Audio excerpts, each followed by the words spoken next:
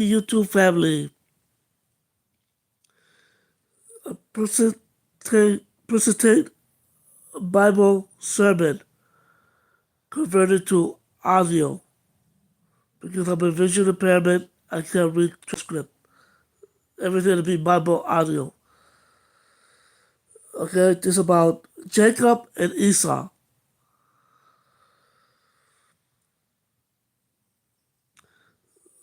I'm gonna put it right now.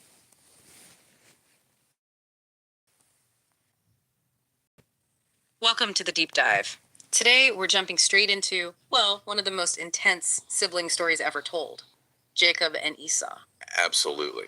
And the source material we're using for this dive, it really focuses in on the personal lessons, maybe less on the pure history. Exactly. Our goal here is to really pull out what this story tells us about things like destiny, human choice, and how God's purpose works. Especially with, flawed people. Right. How do we fit into a plan that seems, well, already set? And the source throws us right into it. This rivalry, it wasn't just normal brothers squabbling. It says they were divided by purpose even before they were born. Yeah, Genesis says they struggle together within her.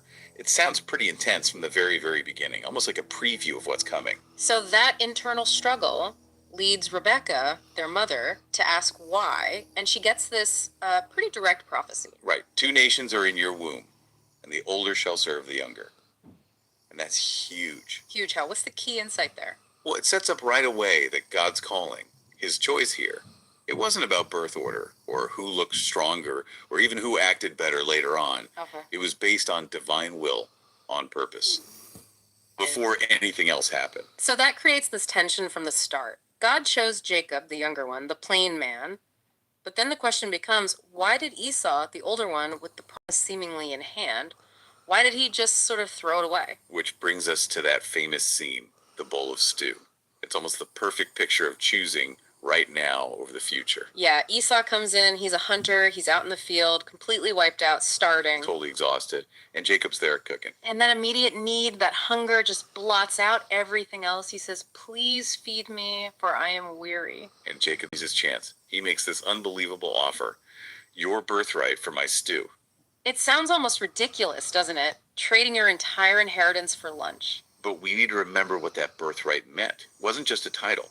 It was the double portion of inheritance, sure. But crucially, it was the spiritual leadership, the covenant line. Exactly. The promise given to Abraham. He sold the spiritual future of his entire line for basically a meal to satisfy immediate hunger. That's the ultimate example of valuing, as the source says, temporary satisfaction over something lasting, something eternal. And that's where it connects directly to us, doesn't it? Absolutely. So what's the takeaway for someone listening today? Well, the source material really draws a straight line from Esau's stew to, well, our own temptations. Mm-hmm. Trading our spiritual inheritance, our potential, for the easy thing right now. And it's not always obvious sin either, is it? No, not at all. It could be comfort. It could be avoiding a difficult conversation. It could be chasing likes on social media instead of building real relationships. It's that pull towards the immediate. Pride, even. Wanting things our way now. Right. And Jacob, okay, he was deeply flawed. We'll get to that. But the source points out he desired the blessing. He valued it, maybe pathologically so at times, but he valued it. And God honors that desire, that seeking. It seems so. God honors that fundamental orientation towards him, towards the spiritual, even when our execution is terrible. Which leads us right into the next part, the really sticky part. The deception. Yeah, because Jacob doesn't just wait for God's plan to unfold. He cheats. He and his mother Rebecca trick Isaac, who's old and can't see well. They use deception, lies, costumes, the whole thing to steal the blessing meant for Esau. And the source is clear. The method was flat out wrong, sinful. Okay, but here's the big question, the one people always ask. If God already said the older would serve the younger, why did Jacob need to cheat? Why didn't he just trust God? That's the million-dollar question, isn't it? And it's where things get theologically complex. Because it feels dangerous, right? If you say, oh, God used my mistake anyway, doesn't that just give people license to do wrong things and expect God to clean it up? That's definitely the risk. But the way the source material handles it is more nuanced. It's not saying God approved of the sin. He didn't bless the deception. Okay, so what did he do? He worked through it. God's sovereign plan wasn't derailed by Jacob's sin. He incorporated Jacob's failure into the larger purpose. But And this is crucial, that failure still had consequences, serious ones. Right. It wasn't like Jacob cheated and then everything was great. He had to run for his life. Exactly. His deceit led directly to years of exile. He's fleeing Esau's anger, then he ends up being manipulated himself by his uncle Laban. It wasn't an easy path. So God can redeem the mistake, but you still have to walk through the fallout from it. Precisely. The consequences are part of the process. And maybe that exile wasn't just punishment. The source suggests it was also necessary training. Training? How so? It stripped away his self-reliance, his dependence on his own cleverness. Being alone, facing hardship, it forced him to actually rely on the God whose blessing he'd schemed to get. It prepared him for what came next. Which was that incredible transformation scene. This proves Jacob wasn't just stuck being the deceiver. Right, the wrestling match. All night long, wrestling with this figure, an angel or maybe even God himself. And he's injured in the process, his hip is damaged, but he just refuses to let go. That image is so powerful. He clings on, demanding, "I will not let you go unless you bless me." It's not just physical strength, it's sheer spiritual desperation. And the source highlights this persistence, right? That spirit of, I won't quit until something changes. Yes, it's a heart that's wrestling not just with God, but with itself. With the guilt, the identity of being Jacob, the supplanter, the trickster. He's fighting for a new reality. And he gets it, literally. His name changes. That's the climax of his personal journey. Genesis 32 tells us, "Your name shall no longer be called Jacob, but Israel." Israel, meaning One who struggles with God and prevails. That's the key transformation. Not someone who avoids struggle, but someone who engages in it, who wrestles through the pain and the past. and holds on to God through it all. And prevails. That struggle, that persistence, fundamentally changes who he is. It changes his name, his identity, his destiny. The wrestling was essential for the prevailing. Okay, so he's transformed. He's Israel now. But there's still the matter of Esau, the brother he wronged so badly. Yes, the final piece is reconciliation. Years later, Jacob, now Israel, is heading back home, and he's terrified. He fully expects Esau to meet him with an army, ready for revenge. You can imagine the fear, right? Knowing what you did, knowing the pain you caused, and having to face that person again. He sends gifts ahead, trying to smooth the way, but he's bracing for conflict. But what happens is, well, it's the complete opposite. It's stunning, Genesis 33. Esau ran to meet him and embraced him and fell on his neck and kissed him, and they wept. Just pure grace. Wow, after everything. And this is where the source really emphasizes forgiveness. Yeah. It argues that this act of forgiveness from Esau is what ultimately healed what deception broke. Without Esau choosing peace over revenge, the story doesn't fully resolve. Exactly. Esau was robbed of his future, his birthright, his father's primary blessing. If anyone had a right to be bitter, it was him. Yet he chose reconciliation. And the implication for us listening is pretty clear. It's powerful.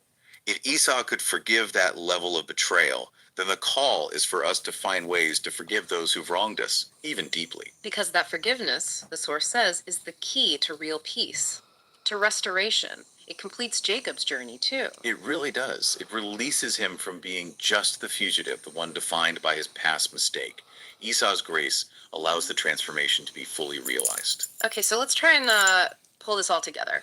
Let's recap the main takeaways from this deep dive into Jacob and Esau's story based on our source. That's good. First, it seems clear God's choice is based on his purpose, not our perfection, or even who seems strongest or first in line. The plan was in place before they were even born. Second, there's that constant warning. Don't trade the eternal for the temporary. Value the spiritual inheritance, the long-term blessing over that immediate gratification, the bowl of stew. Guard your birthright. Third, and this is maybe the most complex one, God can redeem our failures, even big ones rooted in sin, like Jake's deception. But it requires that process, that wrestling, that surrender, that allowing him to transform us through the consequences and the struggle. It's not automatic cleanup. Right. It demands persistence. And fourth, Forgiveness. It's essential. Receiving God's forgiveness for our own messes and extending it to others. That's what brings true peace and allows restoration to happen, like we saw with Esau and Jacob. it's quite a journey. From Jacob the deceiver, the manipulator running scared. To Israel, the prince who struggled with God and prevailed. The struggle itself, the wrestling, was the very thing that changed his name and destiny. So the pain isn't a sign you're disqualified. Not at all. Yeah. It might actually be part of the process, which leads to this powerful final thought from the source material we looked at. The blessing belongs not to the perfect, but to the persistent. Not the perfect, but the persistent. So maybe the question for you, listening right now, is whatever struggle you're in. Maybe it's guilt. Maybe it's that hunger for something immediate. Maybe it's the difficulty of forgiving someone. Consider the power of just persisting, holding on, wrestling through it until your name, your identity, finds its prevailing point. Don't let go. Okay, second part. Okay, let's unpack this. You know the biblical story of Jacob and Esau, right? That intense sibling rivalry seems like it practically invented family drama. It really does. But what if there's more to it than just a family feud? Exactly. Yeah. We've been digging into some sources that frame this whole narrative very differently, like as the foundational blueprint for spiritual destiny. That's right. Our goal here isn't just to rehash the biography. We want to get to the core theological insight these sources are presenting. Okay. They see the conflict between these twins, born moments apart, same parents.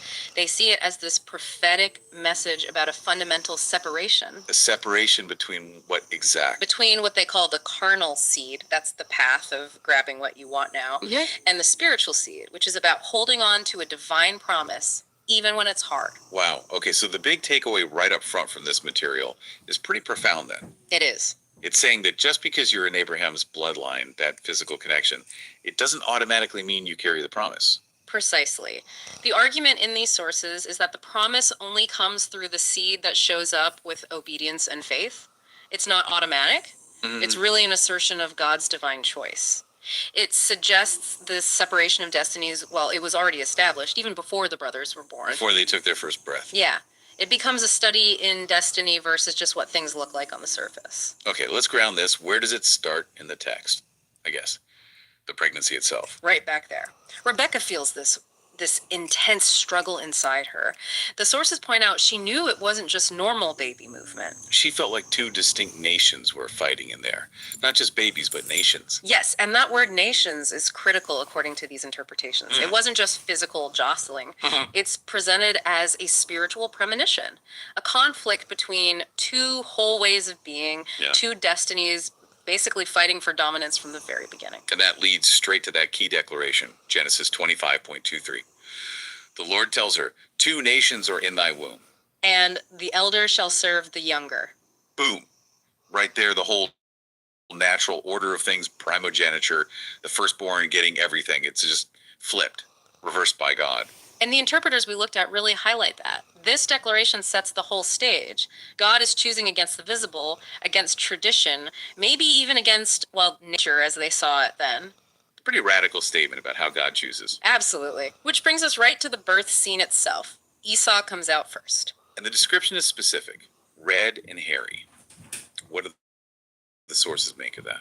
Oh, they dive deep into the symbolism, the redness. They link it to the earth, Adama in Hebrew, connecting him to the physical, the fleshly. Like the stew he wants later, that immediate appetite. Exactly. And the hairiness is seen as representing wildness, maybe an untamed nature.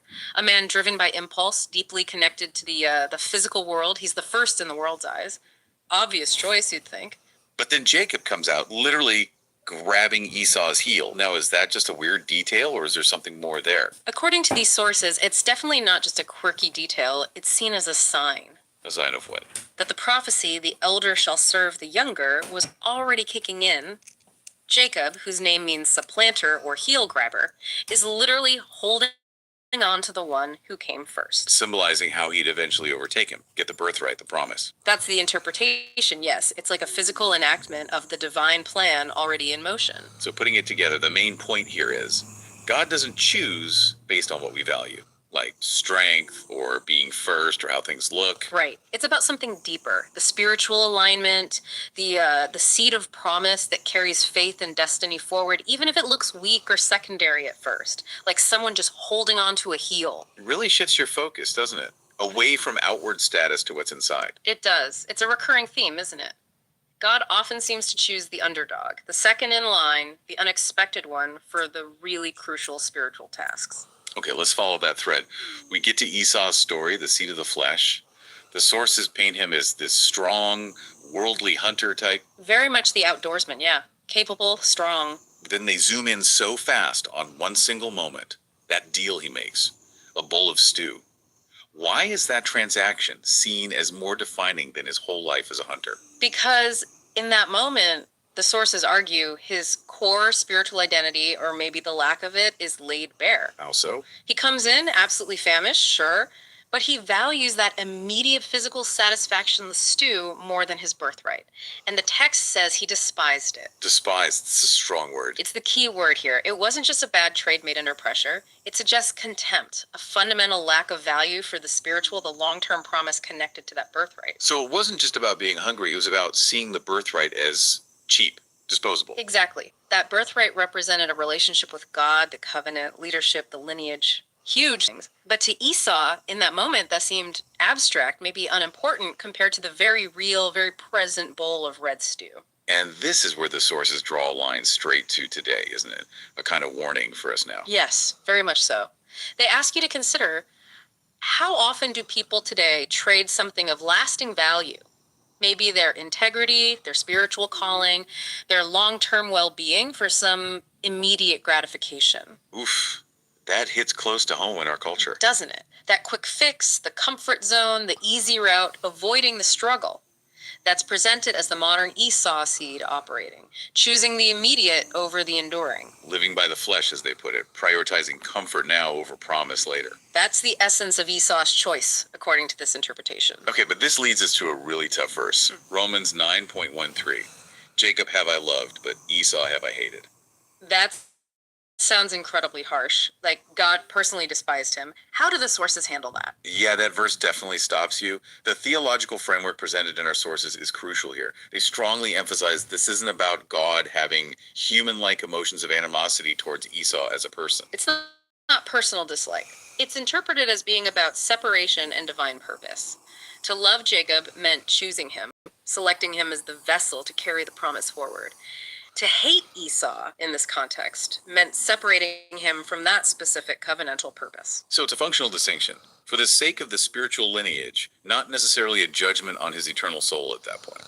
That's the way it's framed. One seed, Jacob's, was chosen to bring life, covenant continuity, leading eventually to redemption.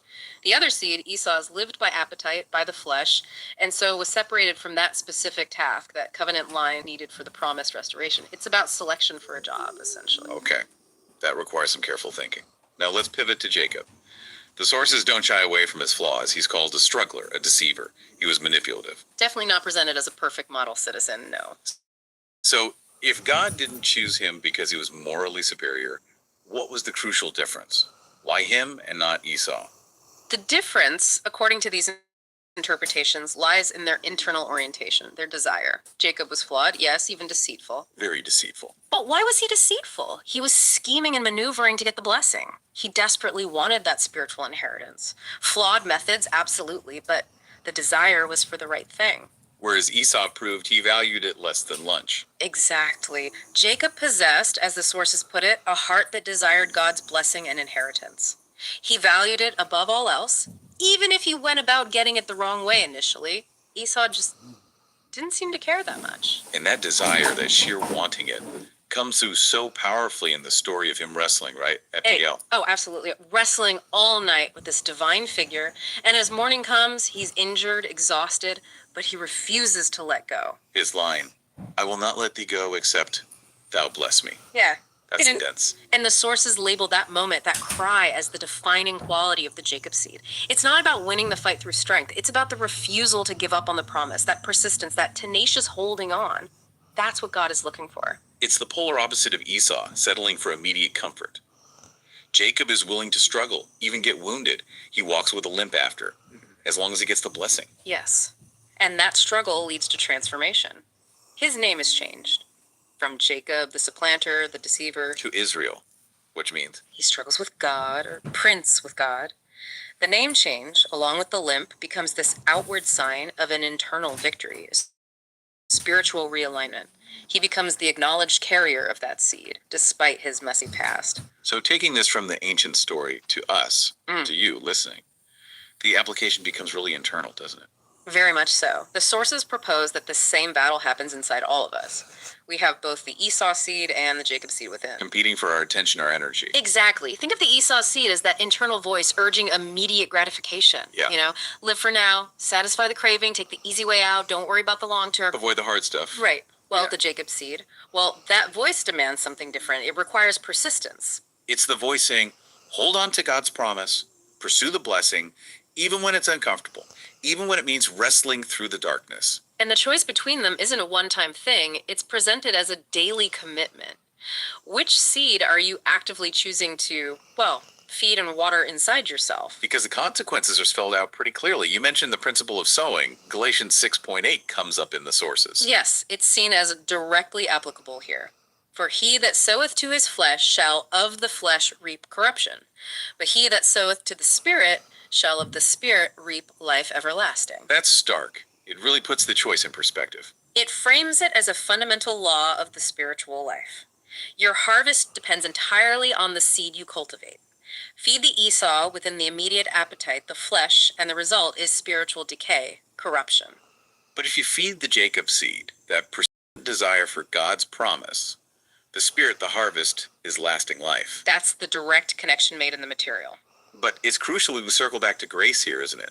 Because we've talked a lot about Jacob's flaws, his deception. How could he, being so imperfect, ultimately carry this vital seed? That's where grace comes in powerfully. The message isn't that you have to be perfect. God's grace met Jacob in his mess. It covered his mistakes. So the power isn't in the person's perfection.